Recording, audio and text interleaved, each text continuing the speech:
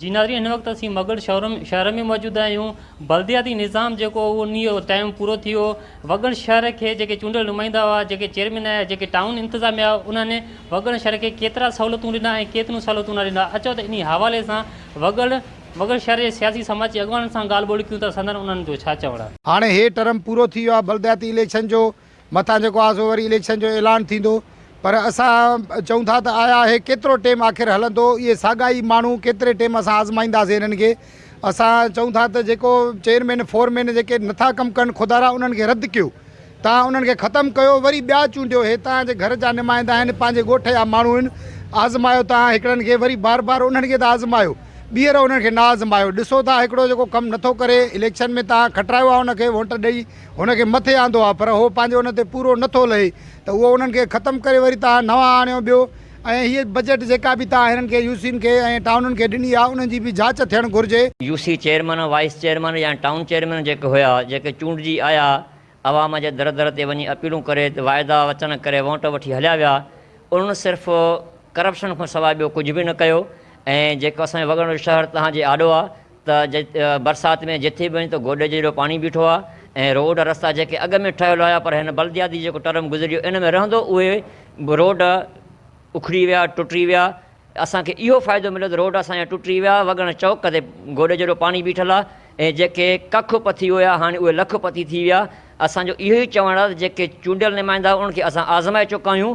हाणे हिन बल्दियाती इलेक्शन में नवां सोशल माण्हू, नवां चेहरा ऐं अवाम जी ख़िदमत जी जज़्बे रखण वारा माण्हू अचनि। असल में जेके बि असांजा जेके चूंडियल नुमाइंदा आहिनि, इन्हनि कुझु बि न कयो आहे, के बि तरक़ियाती कम त इलाइक़े में न थिया आहिनि। माण्हुनि जा मसाला उहे ई आहिनि।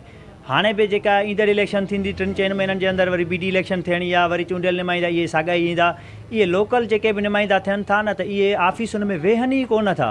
माण्हू इहा उमेद करे हिननि खे वोट था ॾियनि, चूंडनि था त बाबा हे नुमाइंदा असां मंझूं आहिनि, पर उहे बि वरी चूंडजण खां बाद में उहे पंहिंजे ऑफिसुनि में वेहनि ई कोन था। त माण्हुनि जा मसाला त उते जो उते ई आहिनि, माण्हुनि जा मसाला हल थिया ई न आहिनि। हाणे ज़ात ते ऐं नाम ते त वोट वठी उन्हनि को बि कमु न करायो।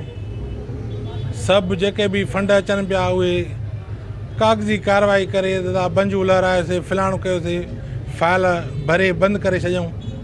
पैसा उहे हड़प कयूं पिया वञनि, मिली भगत करे। सेक्रेटरी अॼु ॾींहं ताईं असांखे ख़बर न आहे त सेक्रेटरी कहिड़ो आहे यूसी यारहें दरे जो, वगड़नि जो सेक्रेटरी कहिड़ो आहे, सर्टिफिकेट लाइ माण्हू परेशान आहिनि। कलोका कखपति अॼु लखपति थी विया आहिनि, इहे केमूं थिया आहिनि। हाणे असांखे हिननि बेज़ार करे छॾियो आहे। थियणो ईअं घुरिजे त नवां चेहरा खे अहिड़ा आणियूं, कम वारा माण्हू हुजनि, जेके अवामी नुमाइंदा हुजनि। जी नाज़रीन, वगड़ वासियुनि जा वीचार ॿुधा। उन्हनि जो इहो ई चवणु आहे, जेके बल्दियाती निज़ाम जा चूंडियल नुमाइंदा हुआ उहो जेका सा फ़ैल थी चुका। उन्हनि वगड़ शहर में को बि लाभ जेका सो न ॾिनो। वगड़ शहर उहो ई खंडारा जो ॾेख ॾियणु लॻो।